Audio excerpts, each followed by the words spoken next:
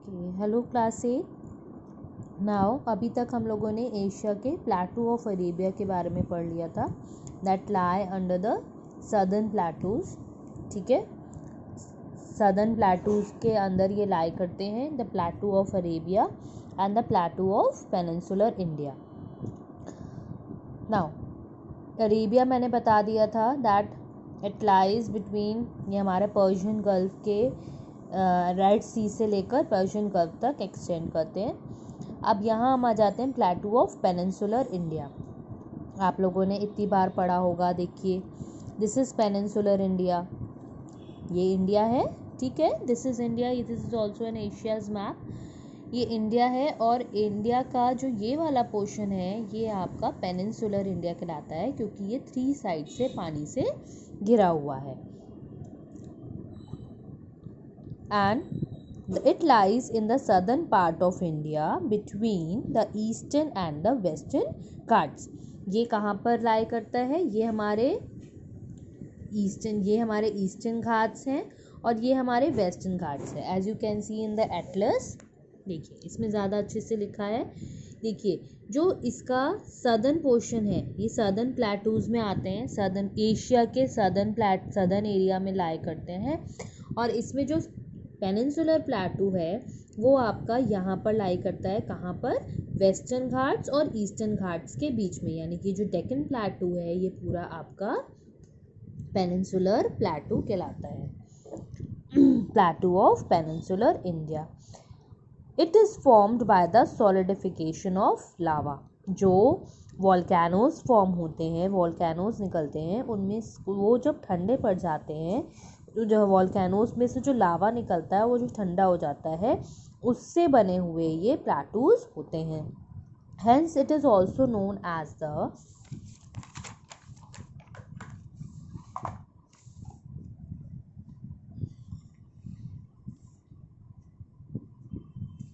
The lava plateau, इसलिए इसको लावा प्लेटू भी कहा जाता है। It rises steeply in the west along the Arabian Sea and slopes gradually and gently to the east। ये क्या होते हैं? ये आपके कहाँ से राइज करते हैं? स्टीपली मतलब राइज करते हैं Arabian, in the west along the Arabian sea. ये अरेबियन सी से राइज करते हैं। देखिए दिस इज़ अरेबियन सी, ये यहाँ से राइज करते हैं और कहाँ पर जाकर आपके ग्रेजुअली धीरे धीरे जो स्लोप्स, इनका जो स्लोप होता है वो कहाँ पर चला जाता है? ईस्ट साइड में स्लोपिंग की तरह होते हैं। जैसे कि इस साइड, जैसे इधर से हमारे आ रहे हैं तो इधर यहाँ से वेस्ट साइड से ईस्ट साइड की तरफ इनका स्लोप होता है। Now it is higher in the west and lower in the east. और इनका क्या होता है? ये वेस्ट में बहुत ही लंबे होते हैं, हायर होते हैं, and lower in the east, और नीचे की तरफ नीचाई होती है इनकी ईस्ट की तरफ, क्योंकि देखिए स्टार्ट होते हैं वेस्ट से और ईस्ट में जाके ख़त्म हो जाते हैं। तो पहले चौड़े होते हैं, फिर उसके बाद धीरे धीरे जाकर छोटे होते चले जाते हैं। It is a monsoon land and many rivers in the western Ghats flow towards east due to the slope of the land। और लैंड में स्लोप होने की वजह से क्या होता है? ये मॉनसून लैंड्स होते हैं और बहुत सारी ऐसी रिवर्स हैं जो वेस्टर्न घाट से निकलती हैं और ईस्ट की तरफ फ्लो कर जाती हैं। यहाँ पर वेस्टर्न घाट से जितनी भी हमारी रिवर्स निकलती हैं, कौन कौन सी? देखिए कौन कौन सी रिवर्स हैं यहाँ पे? नर्मदा, तापी, गोदावरी, ये सारी जितनी भी रिवर्स जो वेस्टर्न घाट से निकलती हैं वो कहाँ पर फ्लो हो जाती हैं? ईस्टर्न घाट्स की तरफ फ्लो हो जाती हैं। क्योंकि क्यों ऐसा क्यों होता है? क्योंकि जो घाट्स हैं, जो प्लेटूज हैं, वो वहाँ की जो लैंड है वो कैसी है? स्लोपिंग है towards to east side. Slope इनका किसकी तरफ है? ईस्ट साइड है। इसलिए जब यहाँ से पानी फ्लो होता है, जो रिवर्स का पानी फ्लो होता है, वो स्लोप की वजह से इधर की तरफ पानी गिर जाता है, पहुँच जाता है।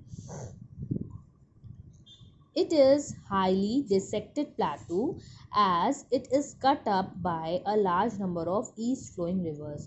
और ये डाइसेक्टेड प्लेटू है, क्योंकि इसको डाइसेक्टेड, बहुत ज़्यादा डाइसेक्टेड प्लेटू मतलब ये हर जगह से कटा हुआ है। ऐसा क्यों? क्योंकि इसके पास जो ये वाले प्लेटूज हैं यहाँ पर ईस्ट फ्लोइंग रिवर्स बहुत हैं जो वहाँ से निकलती हैं। ऐसी बहुत सारी रिवर्स हैं जो आपकी वेस्ट साइड से निकलकर ईस्ट की तरफ आती हैं, ईस्ट की तरफ फ्लो होती हैं, जिसकी वजह से ये सारे प्लेटूज बीच बीच में से कटे हुए हैं। Some of the rivers of this region are the Mahanadi, Krishna, Godavari, Kaveri, Tapi and Narmada. ये सारी जितनी भी रिवर्स हैं आपकी, ये सब ईस्ट फ्लोइंग रिवर्स है, यानी कि वेस्ट से निकलती हैं और ईस्ट में जाकर फ्लो हो जाती हैं। These rivers are rain fed rivers, और ये इन रिवर्स को क्या बोला जाता है? Rain fed rivers. देखिए कौन कौन सी रिवर्स के बारे में हम बात कर रहे हैं। नर्मदा, तापी, गोदावरी, कृष्णा, इधर आपकी महानदी, दिस इज महानदी, लिखा नहीं है बट दिस इज महानदी। ये सारी जितनी भी रिवर्स हैं ये वेस्ट की तरफ से आती हैं और ईस्ट की तरफ फ्लो कर जाती हैं।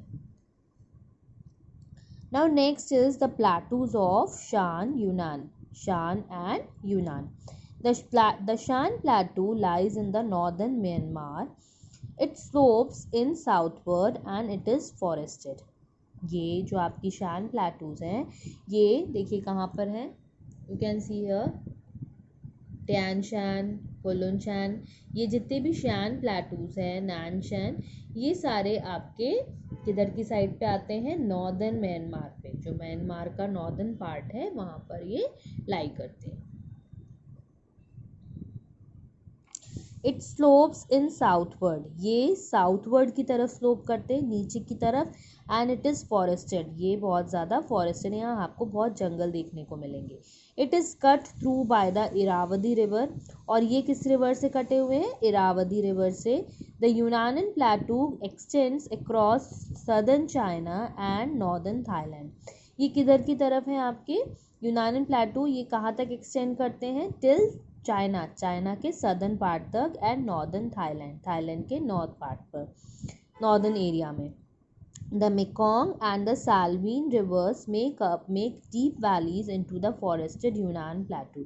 और जो आपकी मेकोंग और साल्वीन रिवर्स हैं ये बहुत ही डीप वैलीज़ हैं और ये फॉरेस्ट में जाकर फ्लो होती हैं इनटू द फॉरेस्ट यूनान। जो फॉरेस्ट का फॉरेस्टेड जो यूनानन प्लेटू है, मतलब यूनानन प्लेटू ऐसा प्लेटू है जहाँ पर फॉरेस्ट ही फॉरेस्ट है, मतलब बहुत सारे जंगल ही जंगल है। वहाँ पर जाकर आपकी ये वाली जो आपकी रिवर है वो यहाँ पर जाकर फ्लो होती है। It's slope is also southward, और इसका जो स्लोप है वो भी क्या है? साउथवर्ड की तरफ है।